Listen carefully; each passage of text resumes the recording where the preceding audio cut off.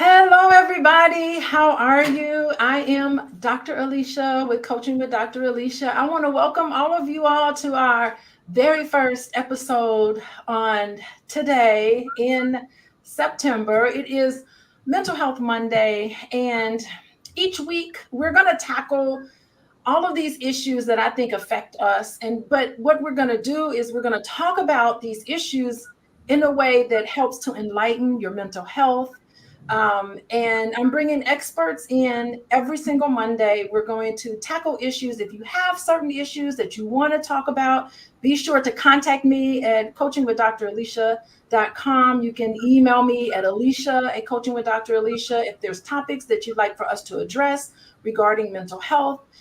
But today we are going to talk about how to be demure and mindful and cutesy when you're at work every single day. All of us have work. It could be virtual work, it could be in-person work. You always want to make sure that you're putting your best foot forward and tackling some of these issues.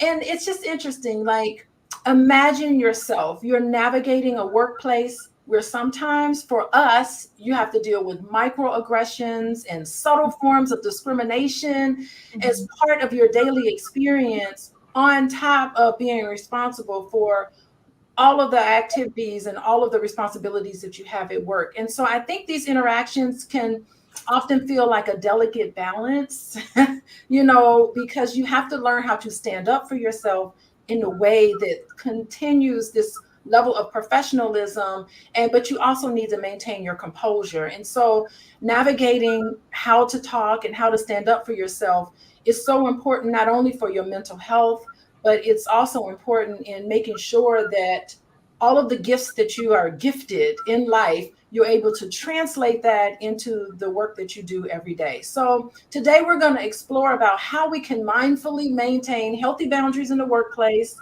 We're going to talk about mindfulness practices that can help us maintain some balance, because us as Black folks, we need this. And today I have two really esteemed therapists with me. I have Paris Williams. She's a therapist in New York, you guys. She specializes in anxiety disorders. Hello, Paris. Hello. I also have Felice Hightower-Britt, who is in North Carolina, and she specializes in anxiety, depression. She also works with a lot of trauma, and she works with couples too. So welcome, Paris and Felice.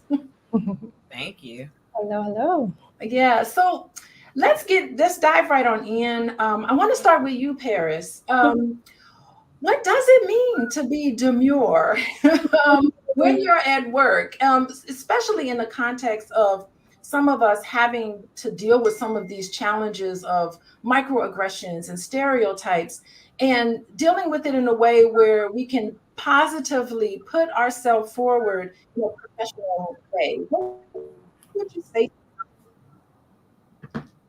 Sure, yes. Thank you, Dr. Alicia. So demure in my case and how I see it is just how to just learn how to be, I guess, meek or just kind of controlled in the environment that you don't really have much control over. Learning how to recognize your space, that this is not about personal, taking things personal. This is just about learning what your job is and learning what to do with it. It's a lot of awareness and understanding how to work with certain people around you. In a nutshell, that's my version of how demure is in this case. Oh, excellent. Thank you. Let's go on. I think, yeah, I really think you're right. It's about, it really is. It's about adopting an approach to help in some of these contexts to be to encourage respect in the work environment, and to turn some of these and to have a positive influence on our colleagues, and to make sure we put our best foot forward. Felice, how would you add to what Paris talked about? Well, it's so good to be here, and thank you, Dr. Alicia. And it's good to be in a space with you too, Paris. So I looked the word up, right? Because I know that these millennials and Gen Z is their fact checkers, right? So they just don't want to share us our opinion. They want to know the truth and what's the fact. So I looked up what the word demure means, and it means it refers typically to a woman who is reserved, modest, and shy in behavior or appearance, and often suggests a quiet, polite, and understated demeanor. So if that is the meaning, then y'all are gonna have to forgive me, right? And give me some grace, because I don't think I subscribe to that word for women in the workplace. And I think it totally undervalues our authenticity and what we bring to the table. And what do I mean by that? I mean, especially as African American women too, and women, in general, we're always supposed to have all these different representatives, as if what we bring as ourselves to work and to any other platform is not enough. And we spend a lot of our time at work. And so if this is the meaning, and if this is what people are going to fact check as far as us in the workplace, I think it underestimates women in the workplace and us being enough as who we are. So I don't know. I take issue with the word demure. I like that you broke down the definition of demure, and I'm thinking about how my basic foundation at work is really I'm pretty even. I have just my own personality. I'm pretty positive at work and pretty bubbly. However, I always come into a situation where I'm uncomfortable, where I feel like someone is taking out their issues of Black women on me. And I'm always stuck in that moment where I'm like, okay, I'm from Gary, Indiana. Do I pull out Gary, Indiana on these folks? Do I do that? Or do I deal with it in another way? Because I'm like, we don't want to go back to Gary response. And it's so stressful for me, because on some level, I carry with me this idea that I don't want to be a stereotype, this angry Black woman. But at the same time, I really feel like you're not treating me the way I need to be treated. And I'm treating everybody nicely. At least I'm thinking of it. Now, I do want to come across at work as being teachable. I want to come across as people can have, if I happen to say something that bothers you, I would love for somebody to come to me and talk about it. I'm not going to be angry with that person, but I always feel like I'm getting pigeonholed into these stereotypes of Black women. Either you're angry Black woman, or am I supposed to be cheerful 100% of the time? I'm a human being. And so it's just always an extra layer being Black, and then an extra layer being a woman. Where am I supposed to be? I do want to be demure in the sense where reserved, in the sense where I don't want to be reactive at work. I want to act, but I don't want to be reactive where I'm just going off on people every day. But at the same time, you have to set boundaries. And Paris, I'll bring it back to you. How do we, if we're facing microaggressions and we're stopping and we're thinking about it, how do we combat these sort of things so that we're not compromising our professionalism and then getting labeled as this angry Black woman? Where no, don't do that. Like, what would you suggest? Okay, so what comes to mind for me is, first of all, recognizing who we're talking about, right? We're talking about work-related things. So one thing to understand, the job and let's say your boss, your coworkers, your colleagues, they're not family, they're not friends. They're not really going to be loyal to you, unfortunately. They may want to be loyal to you. They may say they want to be loyal to you. But at the end of the day, there is still a level of, they're trying to do their job. So your part is to really do your job, or I'm sorry, they're doing their job, so you're supposed to do your job. So part of what is really more meaningful to look at is trying to figure out, well, what am I supposed to do? Like, how am I honoring my boundaries? And part of it is just knowing what you came to work to do. I'm here to do a job. And part of it is to not take things personally. A lot of us go into these workspaces looking at other people saying, hey, I'm noticing you did this for this person, you did this for that person. Why can't you do that for me? And a lot of people, unfortunately, and I can say in my caseload as well with the clients I work with, they stick in that thought process of like, why are they doing this? Like, why can't they do this for me? So number one idea is to really understand, again, this is a matter of this is a matter of work. So don't take things personally. So in that space, learning to say, what is my responsibility? Again, sticking to that space.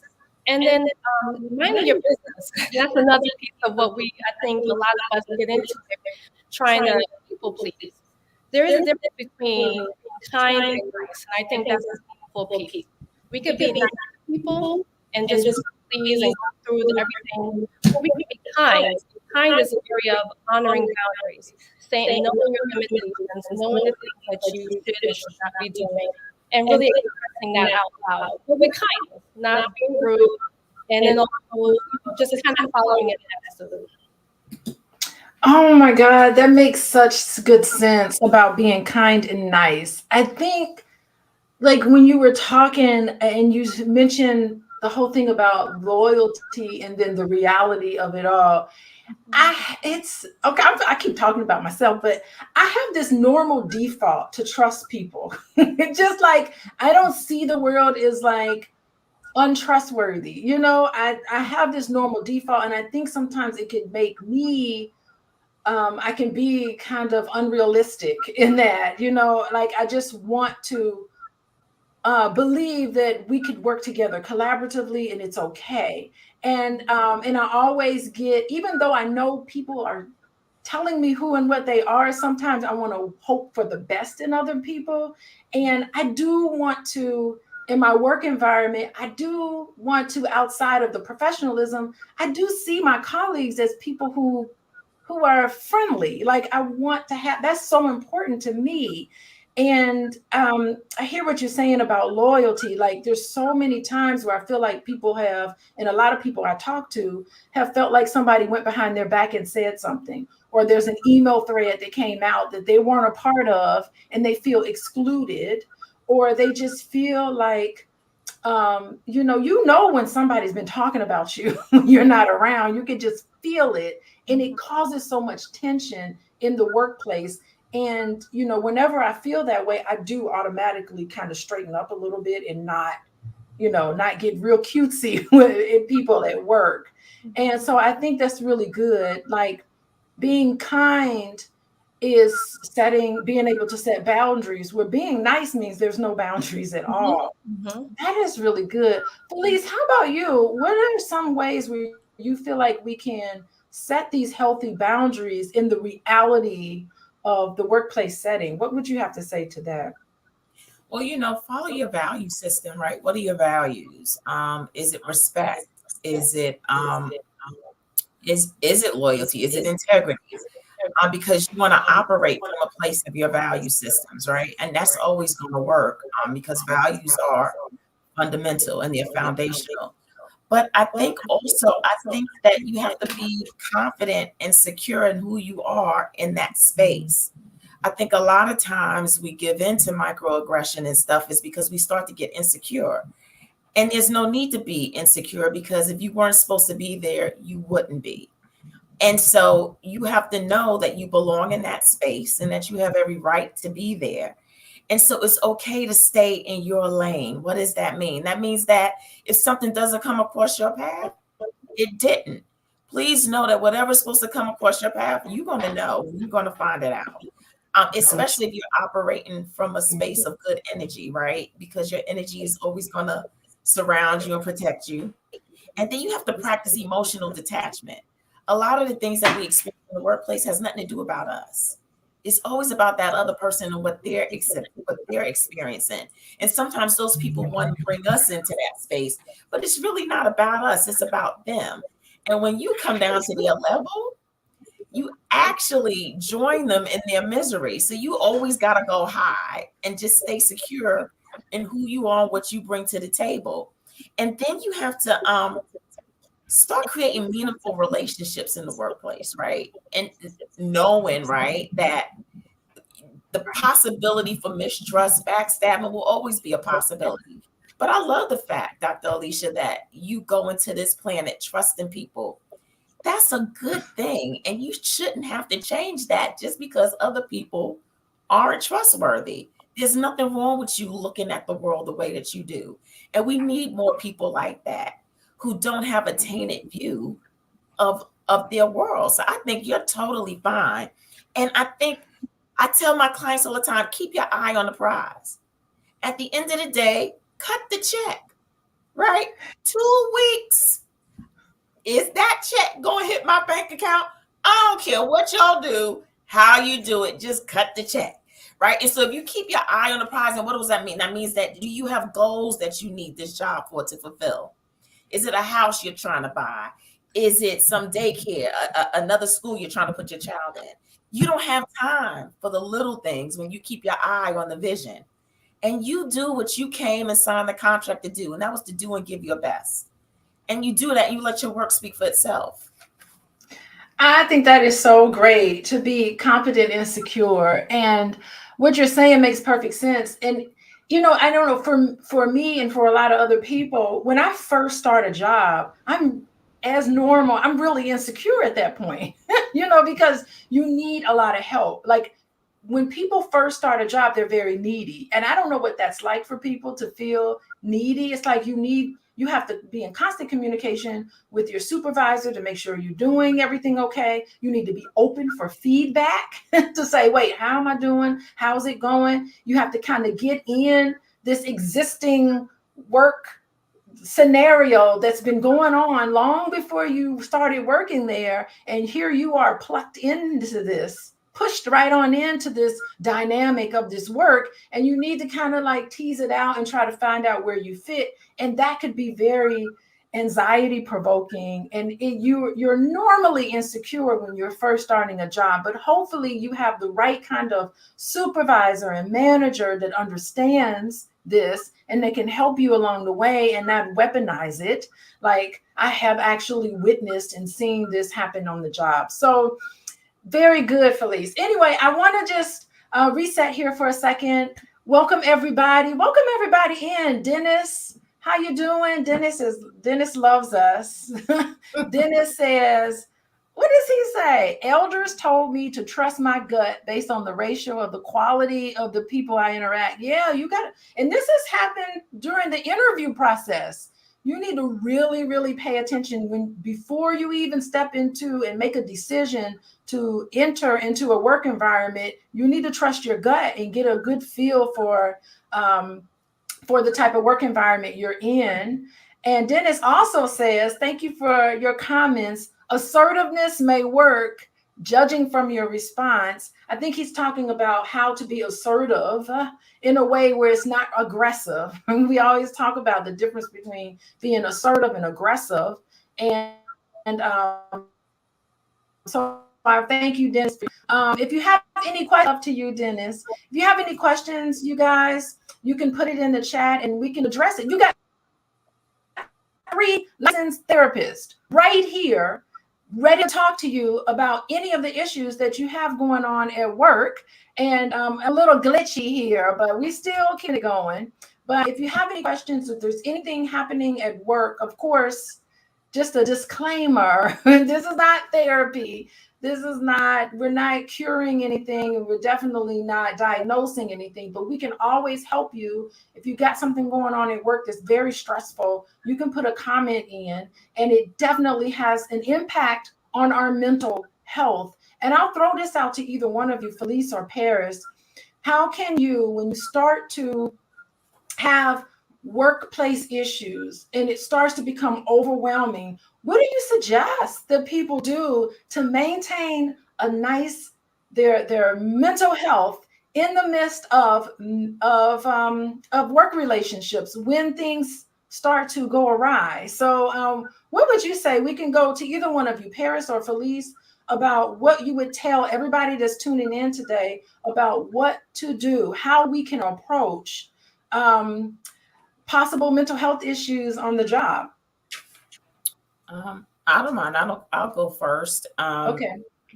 First of all, take breaks, because sometimes people, they get into a work mode and they don't look up. They don't come up for air. And when I say take a break, take a real break. Like, Don't go to the water fountain and start gossiping. Like literally go outside, get some vitamin D, taking some deep breaths, which you should be doing throughout the day anyway. Get your squeezy ball, be squeezing on things. Have your post-it notes of affirmations that help you to stay mindful about, stay focused on your self-care. I would also suggest that you stay present, right? In your thoughts, and what you're doing. Don't go too far in the past. Don't think about conversations, shoulda, coulda, woulda. Don't go too far out thinking about, trying to have a plan B, C, or D, or E for something. Just stay in your now and be mindful and stay present. And then I would suggest doing some self-care. Like when you leave the job, strongly consider, like, what are you doing to take care of yourself? Like, are you getting massages? Are you exercising? People don't recognize that your diet and nutrition plays a huge part in your mental well-being. How are you eating? Because if what you're eating isn't supporting your mental health in a positive way, it's making you fatigued, right? If you're fatigued and you're lacking energy, your capacity is low. What does that mean? You have a low tolerance level for any buffoonery. Everything will just irritate you. You become easily frustrated. You won't be able to hone in and focus. And then you'll pay attention to the nonsensical.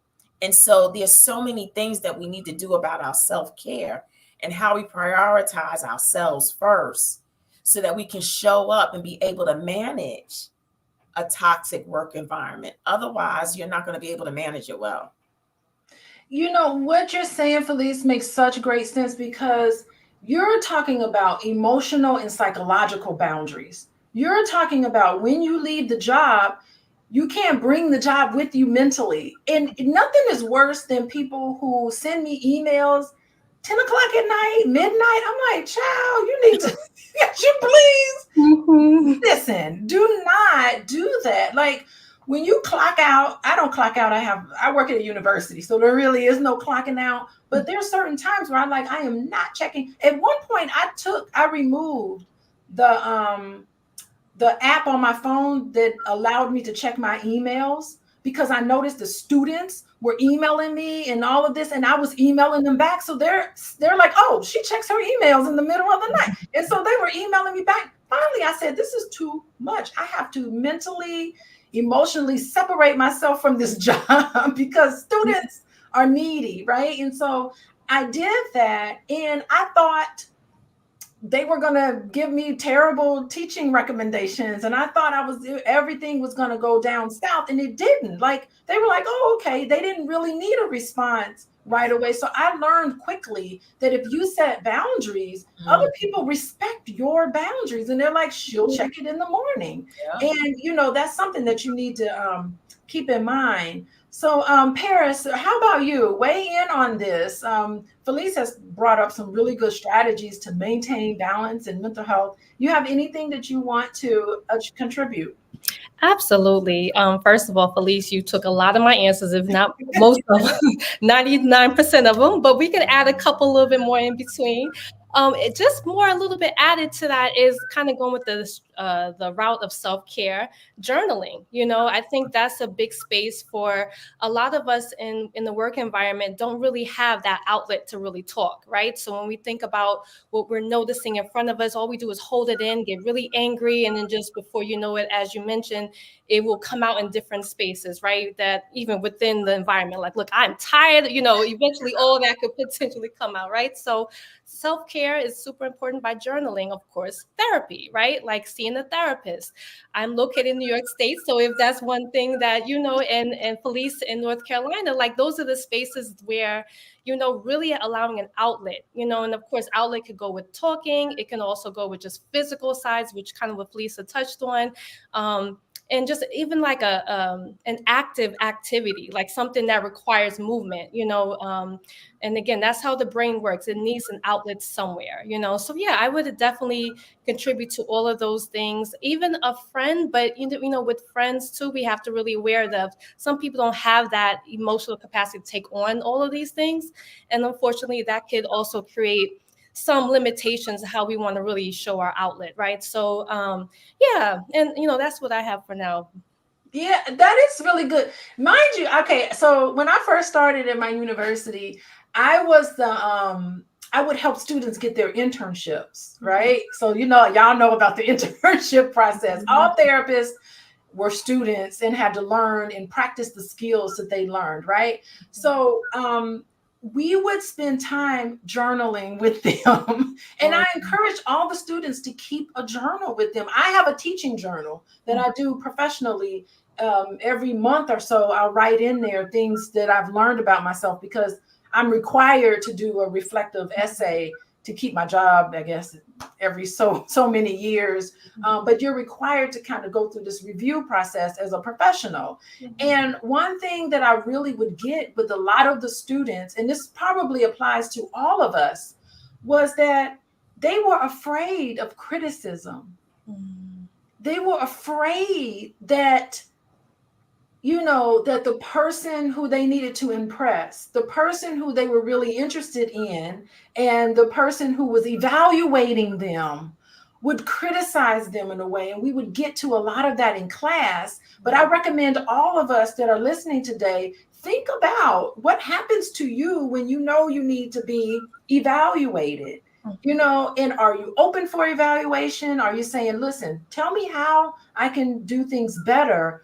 Or does it bring up something for you? And we spend some time in class discussing how it's reminiscent of being criticized when you were younger. Like, how could you not bring that forward and sometimes transfer some of those feelings into a boss, somebody who's above you? And there are people who, a lot of entrepreneurs, y'all know who y'all are. Y'all can't take any reporting to any boss, because there's so much, there could be some trauma there or some really hurt feelings related to being evaluated. So it's a double-edged sword, because a lot of us have been working for a while. We are supervisors, and sometimes we mess up with how we deal with people who work under us. And I love what you're saying here. Felice, do you have anything that you want to contribute to this issue of being criticized and, feeling a certain way about that? So I think another word for criticize could be positive feedback, right? And so one of the things that we could learn as far as communicating in the workplace is that, and I learned because I was in corporate America for 15 years, is that you always give two forms of positive feedback and then show them the negative. So just saying, you do this really well, and we love that you do this. We would like to see more of this. So what is this? You let in with some positivity, showing where there was room for improvement on the back end. So what does that do? That makes sure that you set the space for people to be able to receive information that may not necessarily feel so good. But then you also preface it, and you want to hire people that know in order to grow, you got to have feedback. So you want to have people on your team that knows that feedback is fundamental, is data, right? Because at the end of the day, in order for you to keep a job, you got to have some good data and making sure that the team is able to move forward. And if you're lacking in a certain space, or you need some more support in a certain space, you will want people to be able to tell that to you, so that the team looks good and that they're doing what they were called to do. And so there's a way that you can go about being able to give feedback so that people are able to receive it.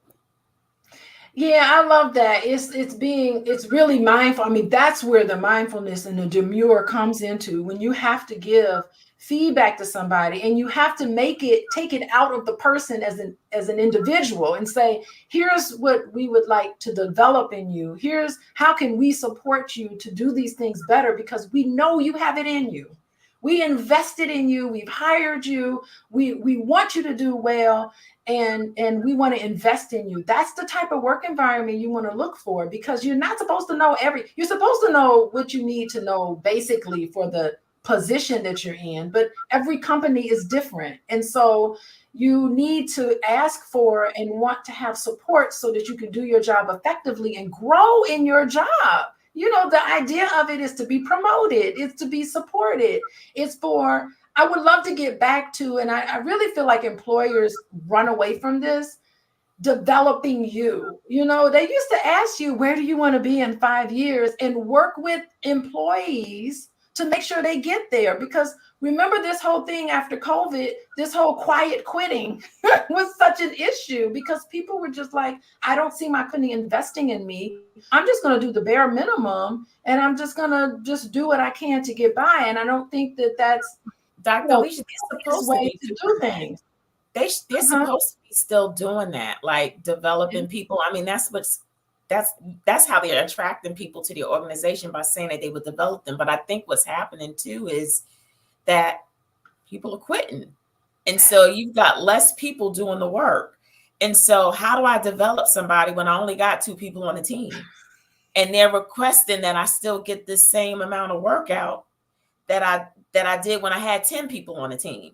And so it's really hard to get in developmental time when you don't have staff.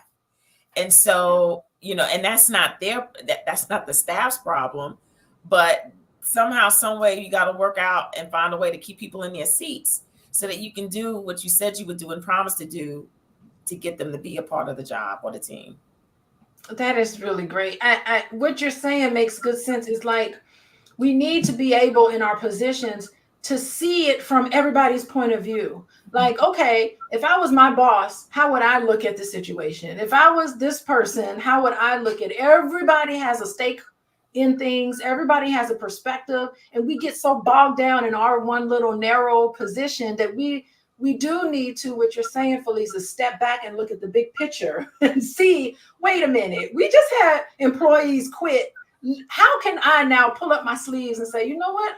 I do want to help, you know, in a way that's healthy, right? You want to set boundaries around understanding what the gaps are in your employer, but it's still important to recognize the positions of everybody. Paris, did you want on this?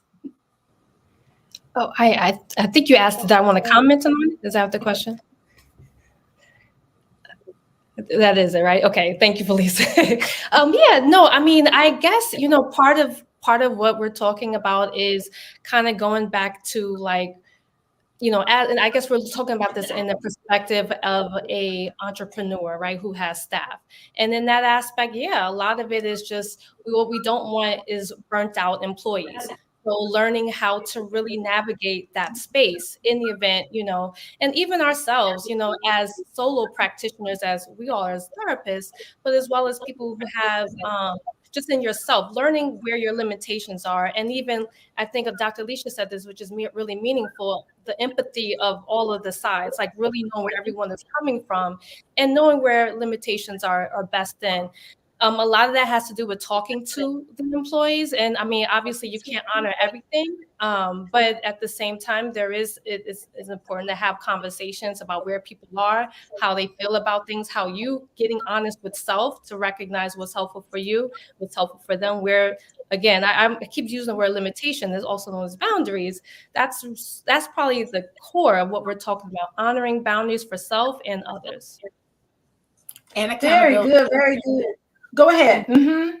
And accountability. Like, at some point too, even though we understand, you know, you have to hold people accountable. So if you know that you're supposed to be getting developed, then you need to be developed, because they can walk you out and say you haven't been doing your job and didn't develop you. Didn't come sit with you and say, hey, at your 3-month mark, this is what we're seeing, and this is what we need from you, and this is what we expect. And so you need to be able to hold your leadership accountable to what they said they were going to do, to make sure that you are the employee that they claim they want you to be and expect you to be. That's excellent. So I see some people here in the chat. Hey, everybody, type in your work issues. We got another 5 or 6 minutes left. You got 3 licensed therapists, Black female licensed therapists who's holding it down. Come on with your questions. Somebody talked about McDonald's. David is here saying, hello, everyone. I know the feeling about the workplace. I work at McDonald's. It's toxic to my well-being. Okay.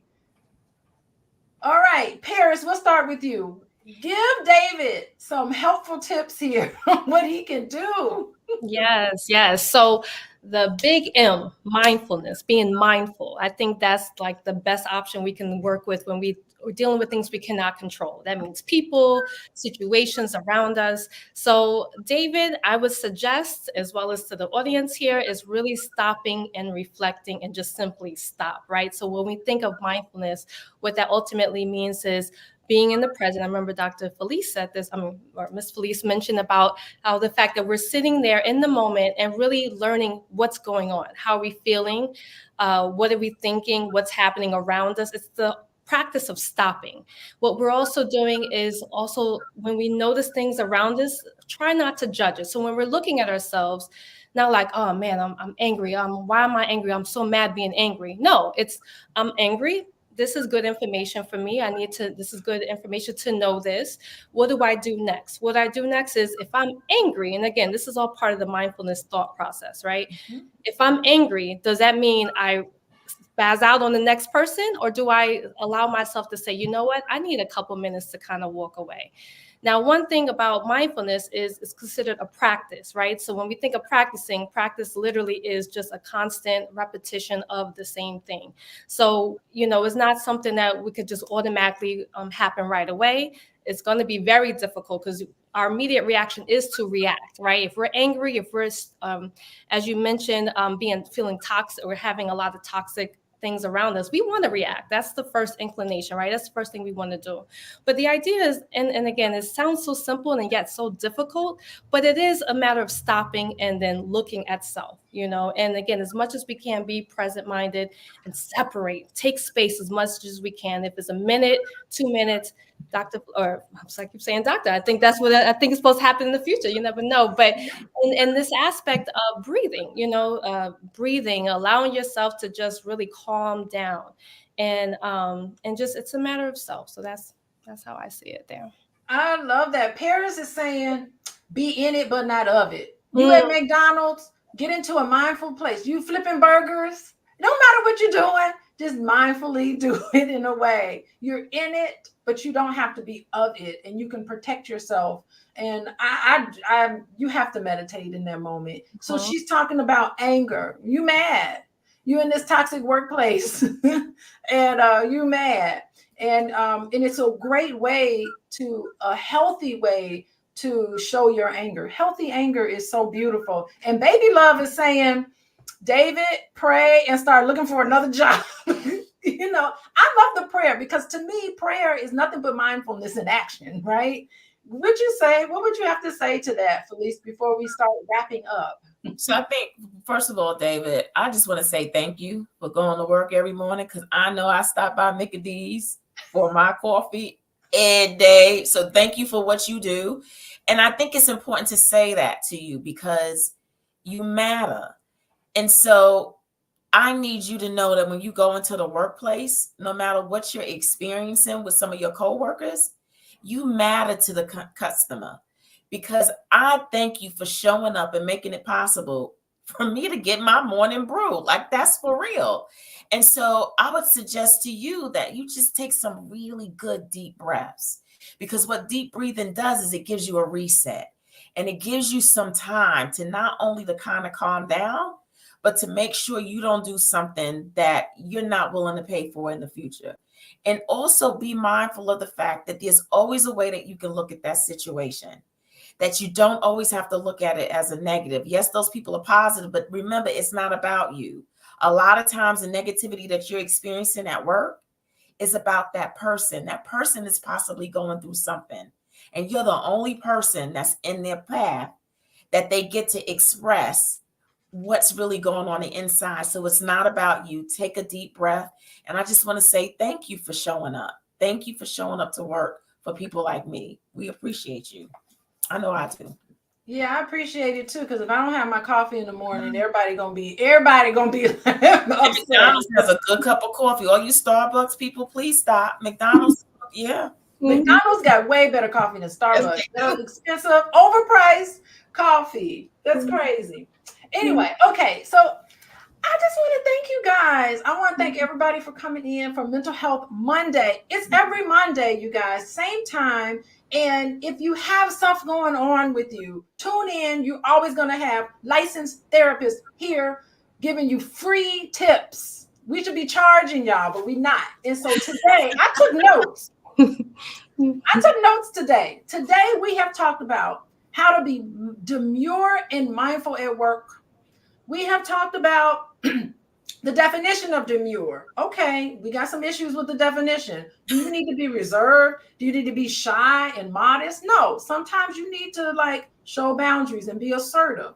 We have talked about the reality of being loyal. Okay, don't expect everybody at your job to be your friend. Okay, but you can be friendly, understand those boundaries. We have talked about the difference between being kind and nice. That's really wonderful.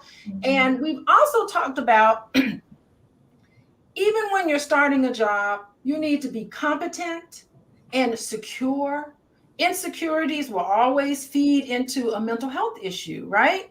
Be open for suggestions. Be teachable. Yes, Sister Felice got some wisdom. Look at this, instant reward said this. She got lots of wisdom, y'all.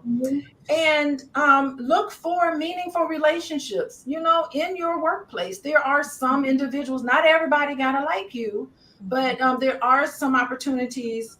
I talked about, and myself in Paris, we recommend that you keep a journal and you reflect in that journal. I love that. I had students do it.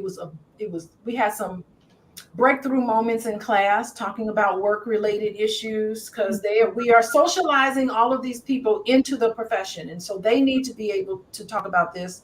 We also talked about be in it, but not of it, with potential toxic relationships and healthy anger. If you're mad at somebody, how can you talk about it and connect with that anger in a way that's healthy? Sometimes you need to quit. Sometimes you need to pack up and start looking for another way. Maybe that anger is mobilizing you to do something else, but sometimes that anger, you need to keep it all into perspective, right? So while we head out, last words, let everybody know where we can find you guys. We'll start with you, Paris. Tell everybody where they can find you, and last pieces of advice for people dealing with work-related issues. Okay, hello. So my practice is in New York State. I'm a licensed therapist that has mostly virtual sessions. So anyone resides in New York, I could definitely see you. I also have an office space. I can also, you know, if you need in person, which in person is really meaningful. So we can connect in that way. You can email me. My email is right here, pariswilliams@gmail.com, or you can go to a specific website. I have a couple, so let me just just a quick thing is just Googling my name, Paris Williams, and then going to New York. Like, make sure you put New York and then Paris Williams, and my website would show up as well. So it's been a pleasure to be able to talk to you all, and thank you all for listening to me, and I hope to hear from you all soon. All right. Okay, Felice, how about you? Any parting thoughts and how we can get a hold of you in North Carolina? Please know I totally understand the complexity of a toxic workplace, because how do you manage that knowing that you got bills to pay and needs that you need met and still manage your mental health and well-being? So please, I would love to help you with that. I am Felice, the Be Big Coach. So if you go to my website, it's www.thebebigcoach.com. But you can email me. I'm Felice@thebebigcoach.com. That's my email. I'm on Instagram and Facebook as Be Big Coach. I'm also known as Real Talk with Felice. So please DM me, go out there or schedule a 15-minute free consultation with me and see how I can help you. I do sliding scale for those who don't have insurance. And so just know that these women and myself on this panel, we are here to help. And help is real, and there's nothing wrong with getting help. The only thing wrong is when you know that you're in a deficit, or you know that you're struggling and you don't get the help you need. That's the sin. So get your help, right? So that you can live this best life because you deserve it. Yeah, that's really great. Thank you, you guys. I mean, I really think that asking for help is strength. It takes a lot of strength to ask for help. And we are slowly getting to the point where we're removing some of the stigma of asking for help and getting help. And I just want to thank the two of you, Paris and Felice, for helping me today, my inaugural Mental Health Monday. Y'all tune in every Monday, same time, same channels. I don't know. We'll see. We'll see what channels I go live on, whichever I feel like it works. But anyway, I thank you guys for tuning in. Thank you, everybody. Be sure to hit the like button. Y'all share this with y'all relatives and y'all friends and people you know having issues. Share it with them. Help is out there. Help is available. Oh, and if you want to work with me, there's my website right there, coachingwithdralicia.com. Y'all can find me on Instagram at coachingwithdralicia. Bye, everybody.